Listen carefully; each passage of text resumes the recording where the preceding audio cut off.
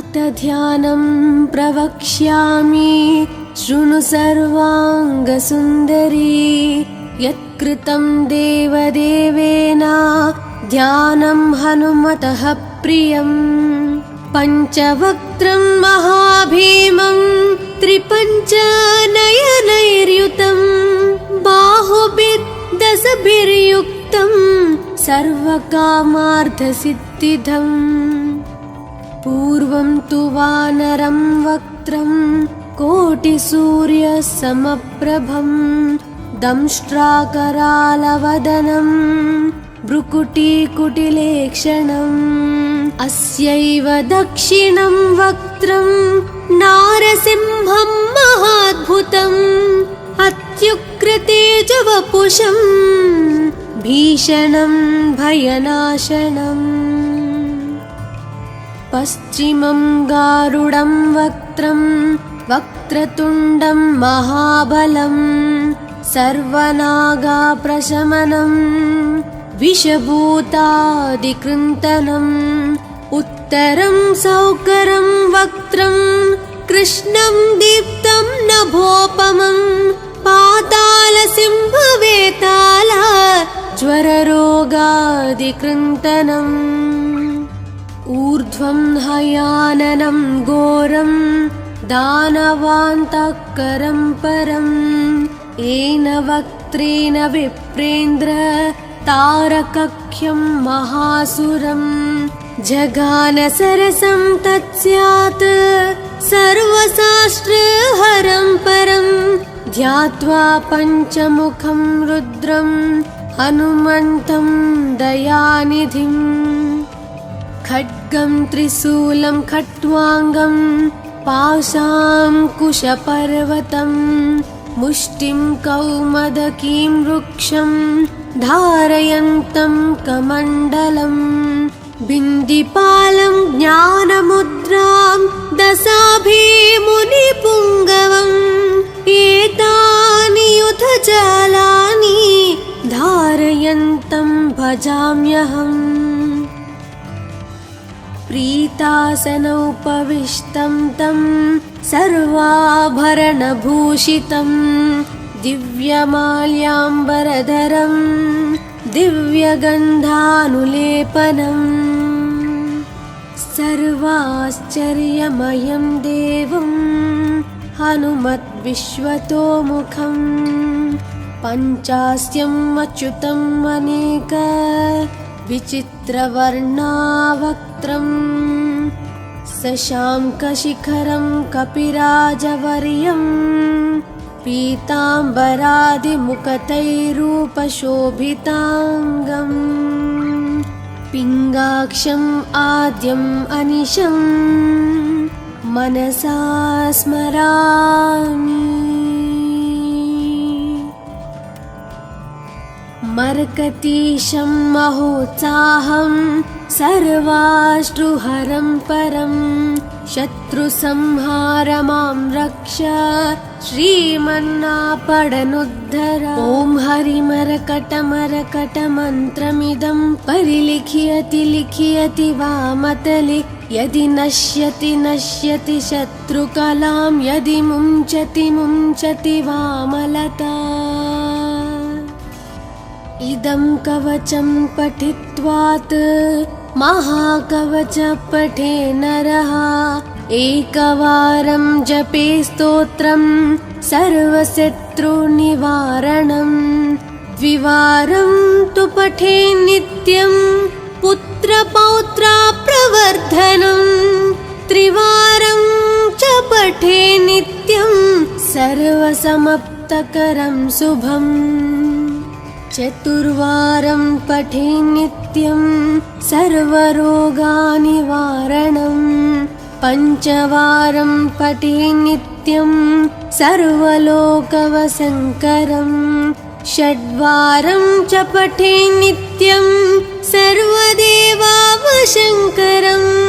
सप्तवारं पठे नित्यं सर्वसौभाग्यदायकम्।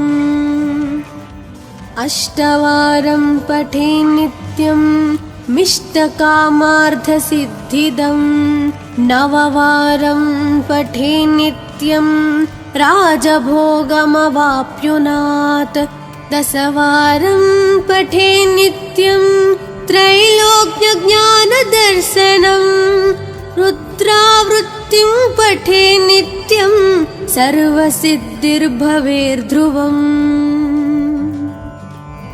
कवचस्मतरणेनैव महाबलमवाप्नुयात् सुदर्शनसंहितायां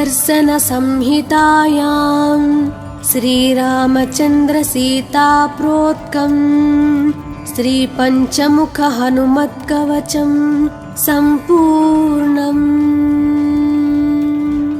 अथ ध्यानं प्रवक्ष्यामि शृणु सर्वाङ्गसुन्दरी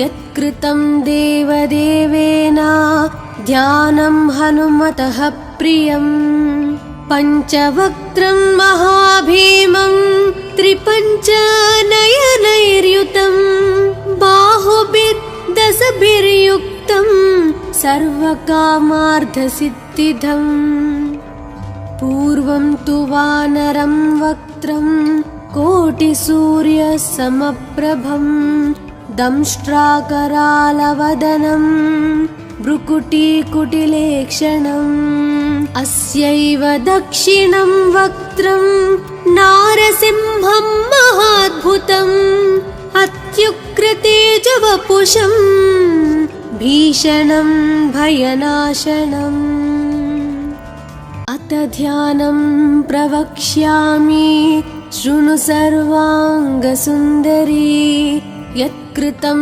देवदेवेन ध्यानं हनुमतः प्रियं पञ्चवक्त्रं महाभीमं त्रिपञ्चनयनैर्युतं बाहुभिर्दशभिर्युक्तं सर्वकामार्थसिद्धिदम् पूर्वं तु वानरं वक्त्रं कोटिसूर्यसमप्रभं दंष्ट्राकरालवदनं भ्रुकुटीकुटिलेक्षणम् अस्यैव दक्षिणं वक्त्रं नारसिंहं महाद्भुतम् अत्युग्रतेजवपुषं भीषणं भयनाशनम् पश्चिमं गारुडं वक्त्रं वक्रतुण्डं महाबलं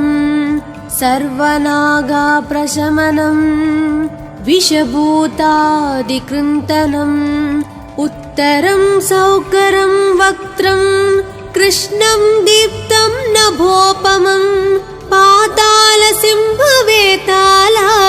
ज्वररोगादिकृन्तनम् ऊर्ध्वं हयाननं घोरं दानवान्तकरं परम् येन वक्त्रेण विप्रेन्द्र तारकख्यं महासुरं जगानसरसं तत्स्यात् सर्वशास्त्रहरं परं ध्यात्वा पञ्चमुखं रुद्रं हनुमन्तं दयानिधिम् खड्गं त्रिशूलं खट्वाङ्गं पाशाङ्कुशपर्वतं मुष्टिं कौमदकीं वृक्षं धारयन्तं कमण्डलं बिन्दिपालं ज्ञानमुद्रां दशाभिमुनिपुङ्गवम् एतानि युधजालानि धारयन्तं भजाम्यहम् प्रीतासनोपविष्टं तं सर्वाभरणभूषितं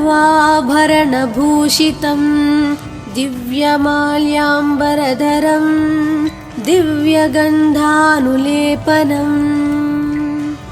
सर्वाश्चर्यमयं देवं हनुमद्विश्वतोमुखं पञ्चास्यम् अच्युतम् अनेक विचित्रवर्णावक्त्रं शशाङ्कशिखरं कपिराजवर्यं पीताम्बरादिमुकुटैरूपशोभिताङ्गम् पिङ्गाक्षम् आद्यम् अनिशं मनसा स्मरामि।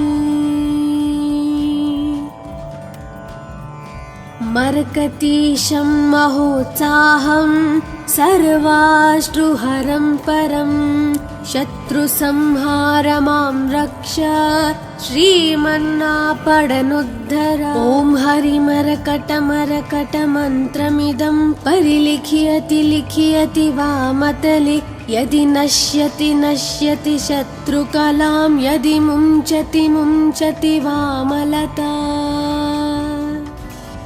इदं कवचं पठित्वात् महाकवच पठे नरः एकवारं जपे स्तोत्रं सर्वशत्रुनिवारणं।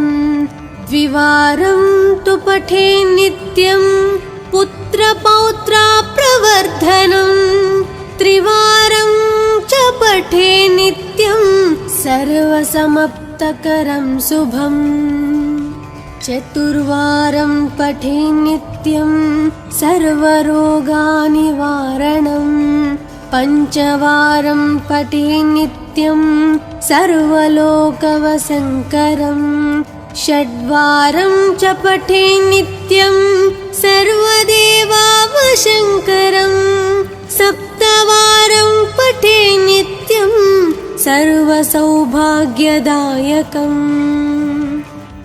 अष्टवारं पठे नित्यं मिष्टकामार्थसिद्धिदम्। नववारं पठे नित्यं राजभोगमवाप्नुयात्। दशवारं पठे नित्यं त्रैलोक्यज्ञानदर्शनं। रुद्रावृत्तिं पठे नित्यं सर्वसिद्धिर्भवेर्ध्रुवम्। कवचस्मतरणेनैव महाबलमवाप्नुयात्।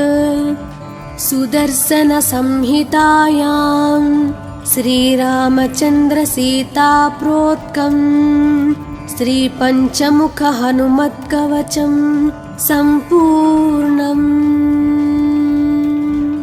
अथ ध्यानं प्रवक्ष्यामि शृणु सर्वाङ्गसुन्दरी।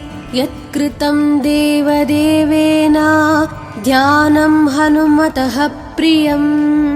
पञ्चवक्त्रं महाभीमं त्रिपञ्चनयनैर्युतं। बाहुभिर्दशभिर्युक्तं सर्वकामार्थसिद्धिदम्। पूर्वं तु वानरं वक्त्रं कोटिसूर्यसमप्रभं। दंष्ट्राकरालवदनं भ्रुकुटीकुटिलेक्षणम्। अस्यैव दक्षिणं वक्त्रं नारसिंहं महाद्भुतम्। अत्युग्रतेजवपुषं भीषणं भयनाशनम्। अथ ध्यानं प्रवक्ष्यामि शृणु सर्वाङ्गसुन्दरी। यत्कृतं देवदेवेन ध्यानं हनुमतः प्रियं। पञ्चवक्त्रं महाभीमं त्रिपञ्चनयनैर्युतं। बाहुभिर्दशभिर्युक्तं सर्वकामार्थसिद्धिदम्। पूर्वं तु वानरं वक्त्रं कोटिसूर्यसमप्रभं। दंष्ट्राकरालवदनं भ्रुकुटीकुटिलेक्षणम्। अस्यैव दक्षिणं वक्त्रं नारसिंहं महाद्भुतम्। अत्युग्रतेजवपुषं भीषणं भयनाशनम्।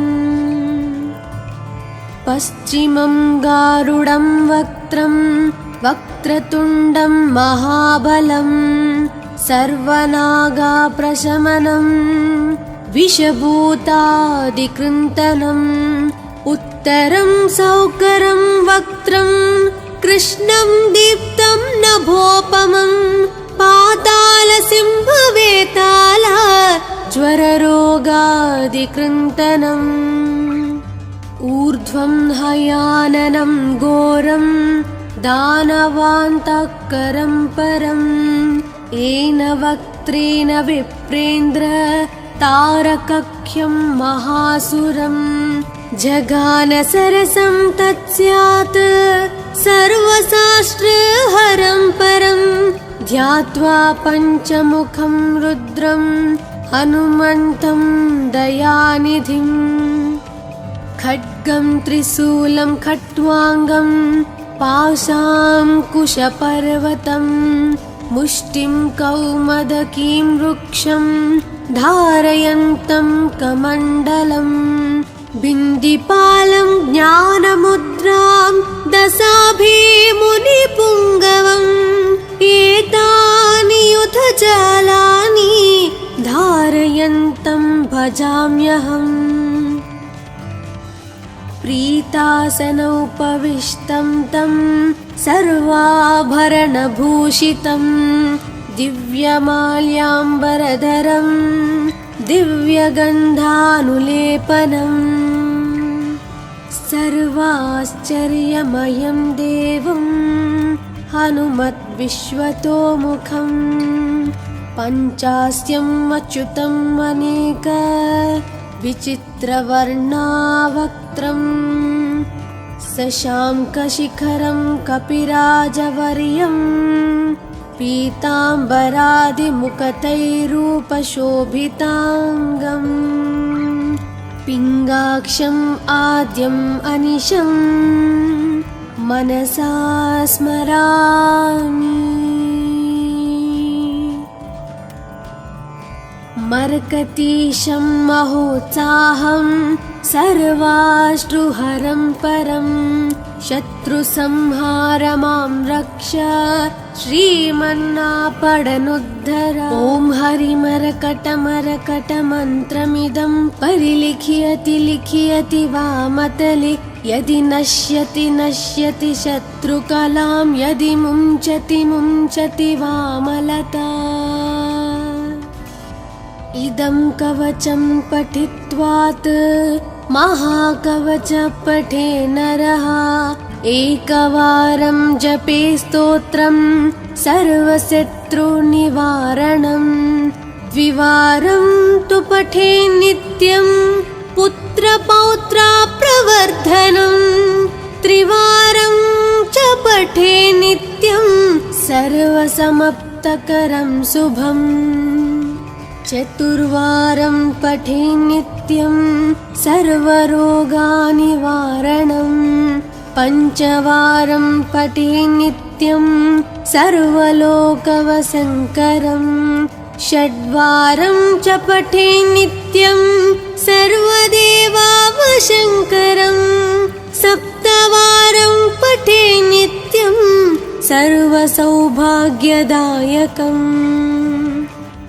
अष्टवारं पठे नित्यं मिष्टकामार्थसिद्धिदम् नववारं पठे नित्यं राजभोगमवाप्नुयात् दशवारं पठे नित्यं त्रैलोक्यज्ञानदर्शनम् रुद्रावृत्तिं पठे नित्यं सर्वसिद्धिर्भवेर्ध्रुवम्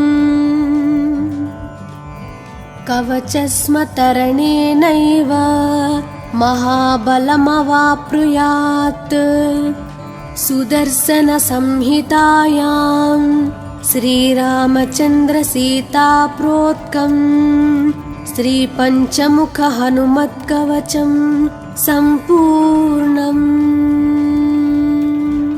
अथ ध्यानं प्रवक्ष्यामि शृणु सर्वाङ्गसुन्दरी यत्कृतं देवदेवेन ध्यानं हनुमतः प्रियम् पञ्चवक्त्रं महाभीमं त्रिपञ्चनयनैर्युतं बाहुभिर्दशभिर्युक्तं सर्वकामार्थसिद्धिदम् पूर्वं तु वानरं वक्त्रं कोटिसूर्यसमप्रभं दंष्ट्राकरालवदनं भ्रुकुटीकुटिलेक्षणम् अस्यैव दक्षिणं वक्त्रं नारसिंहं महाद्भुतम् अत्युग्रतेजवपुषं भीषणं भयनाशनम् अत ध्यानं प्रवक्ष्यामि शृणु सर्वाङ्गसुन्दरी यत्कृतं देवदेवेन ध्यानं हनुमतः प्रियं पञ्चवक्त्रं महाभीमं त्रिपञ्चनयनैर्युतं बाहुभिर्दशभिर्युक्तं सर्वकामार्थसिद्धिदम् पूर्वं तु वानरं वक्त्रं कोटिसूर्यसमप्रभं दंष्ट्राकरालवदनं भ्रुकुटीकुटिलेक्षणम् अस्यैव दक्षिणं वक्त्रं नारसिंहं महाद्भुतम् अत्युग्रतेजवपुषं भीषणं भयनाशनम् पश्चिमं गारुडं वक्त्रं वक्रतुण्डं महाबलं सर्वनागाप्रशमनं विषभूतादिकृन्तनम् उत्तरं सौकरं वक्त्रं कृष्णं दीप्तं नभोपमं पातालसिंहवेताल ज्वररोगादिकृन्तनम् ऊर्ध्वं हयाननं घोरं दानवान्तकरं परं येन वक्त्रेण विप्रेन्द्र तारकख्यं महासुरं जगान सरसं तत्स्यात् सर्वशास्त्रहरं परं ध्यात्वा पञ्चमुखं रुद्रं हनुमन्तं दयानिधिम् खड्गं त्रिशूलं खट्वाङ्गं पाशाङ्कुशपर्वतं मुष्टिं कौमदकीं वृक्षं धारयन्तं कमण्डलं बिन्दिपालं ज्ञानमुद्रां दशाभिमुनिपुङ्गवम् एतानि युधजालानि धारयन्तं भजाम्यहम् प्रीतासनोपविष्टं तं सर्वाभरणभूषितं दिव्यमाल्याम्बरधरं दिव्यगन्धानुलेपनं सर्वाश्चर्यमयं देवं हनुमद्विश्वतोमुखं पञ्चास्यम् अच्युतम् अनेक विचित्रवर्णावक्त्रं शशाङ्कशिखरं कपिराजवर्यं पीताम्बरादिमुकुटैरूपशोभिताङ्गम् पिङ्गाक्षम् आद्यम् अनिशं मनसा स्मरामि मर्कतीशं महोत्साहं सर्वाश्रुहरं परं शत्रुसंहार मां रक्ष श्रीमन्नापडनुद्धर ॐ हरिमरकटमरकटमन्त्रमिदं परिलिख्यति लिख्यति वामतले यदि नश्यति नश्यति शत्रुकलां यदि मुञ्चति मुञ्चति वामलता इदं कवचं पठित्वात् महाकवच पठे नरः एकवारं जपे स्तोत्रं सर्वशत्रुनिवारणं द्विवारं तु पठे नित्यं पुत्रपौत्राप्रवर्धनं त्रिवारं च पठे नित्यं सर्वसमाप्तकरं शुभम् चतुर्वारं पठे नित्यं सर्वरोगनिवारणं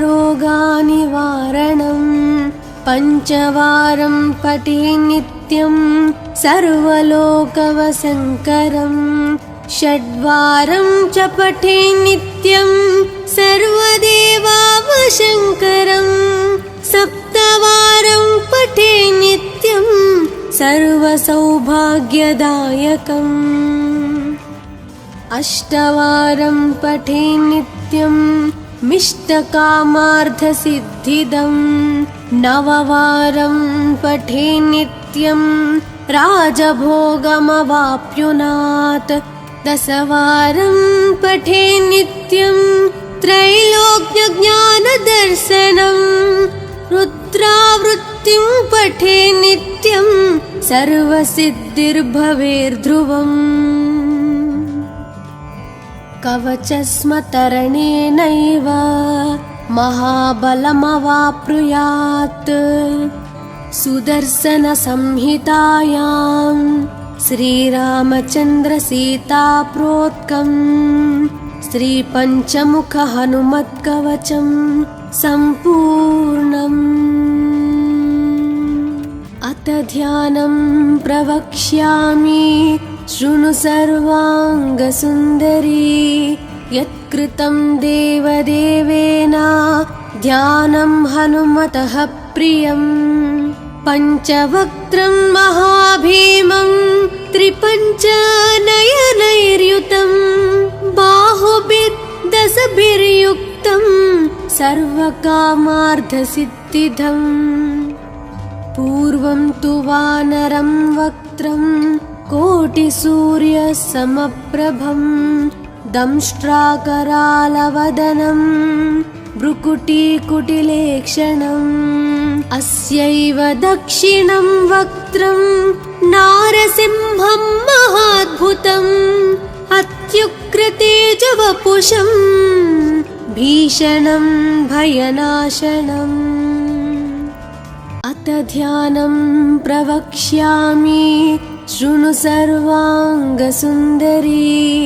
यत्कृतं देवदेवेन ध्यानं हनुमतः प्रियम् पञ्चवक्त्रं महाभीमं त्रिपञ्चनयनैर्युतं बाहुभिर्दशभिर्युक्तं सर्वकामार्थसिद्धिदम् पूर्वं तु वानरं वक्त्रं कोटिसूर्यसमप्रभं दंष्ट्राकरालवदनं भ्रुकुटीकुटिलेक्षणम् अस्यैव दक्षिणं वक्त्रं नारसिंहं महाद्भुतम् अत्युग्रतेजवपुषं भीषणं भयनाशनम् पश्चिमं गारुडं वक्त्रं वक्रतुण्डं महाबलं सर्वनागाप्रशमनं विषभूतादिकृन्तनम् उत्तरं सौकरं वक्त्रं कृष्णं दीप्तं नभोपमं पातालसिंहवेताल ज्वररोगादिकृन्तनम् ऊर्ध्वं हयाननं घोरं दानवान्तकरं परं येन वक्त्रेण विप्रेन्द्र तारकख्यं महासुरं जगानसरसं तत्स्यात् सर्वशास्त्रहरं परं ध्यात्वा पञ्चमुखं रुद्रं हनुमन्तं दयानिधिम् खड्गं त्रिशूलं खट्वाङ्गं पाशाङ्कुशपर्वतं मुष्टिं कौमदकीं वृक्षं धारयन्तं कमण्डलम् बिन्दिपालं ज्ञानमुद्रां दशाभिमुनिपुङ्गवम् एतानि युधजालानि धारयन्तं भजाम्यहम् प्रीतासनोपविष्टं तं सर्वाभरणभूषितं दिव्यमाल्याम्बरधरं दिव्यगन्धानुलेपनम् सर्वाश्चर्यमयं देवं हनुमद्विश्वतोमुखं पञ्चास्यम् अच्युतम् अनेक विचित्रवर्णावक्त्रम् शशाङ्कशिखरं कपिराजवर्यं पीताम्बरादिमुखतैरूपशोभिताङ्गम् पिङ्गाक्षम् आद्यम् अनिशम् मनसा स्मरामि। मर्कतीशं महोत्साहं सर्वाश्रुहरं परं शत्रुसंहार मां रक्ष श्रीमन्नापडनुद्धर। ॐ हरिमरकटमरकटमन्त्रमिदं परिलिख्यति लिख्यति वामतले यदि नश्यति नश्यति शत्रुकलां यदि मुञ्चति मुञ्चति वामलता। इदं कवचं पठित्वात् महाकवच पठे नरः एकवारं जपे स्तोत्रं सर्वशत्रुनिवारणं द्विवारं तु पठे नित्यं पुत्रपौत्राप्रवर्धनं त्रिवारं च पठे नित्यं सर्वसमाप्तकरं शुभम् चतुर्वारं पठे नित्यं सर्वरोगनिवारणं पञ्चवारं पठे नित्यं सर्वलोकवशङ्करं षड्वारं च पठे नित्यं सर्वदेवावशङ्करं सप्तवारं पठे नित्यं सर्वसौभाग्यदायकम् अष्टवारं पठे नित्यं मिष्टकामार्थसिद्धिदं नववारं पठे नित्यं राजभोगमवाप्नुयात् दशवारं पठे नित्यं त्रैलोक्यज्ञानदर्शनं रुद्रावृत्तिं पठे नित्यं सर्वसिद्धिर्भवेर्ध्रुवम् कवचस्मतरणेनैव महाबलमवाप्नुयात् सुदर्शनसंहितायां श्रीरामचन्द्रसीताप्रोक्तं श्रीपञ्चमुखहनुमत्कवचं सम्पूर्णम्। अथ ध्यानं प्रवक्ष्यामि शृणु सर्वाङ्गसुन्दरी यत्कृतं देवदेवेन ध्यानं हनुमतः प्रियम् पञ्चवक्त्रं महाभीमं त्रिपञ्चनयनैर्युतं बाहुभिर्दशभिर्युक्तं सर्वकामार्थसिद्धिदम्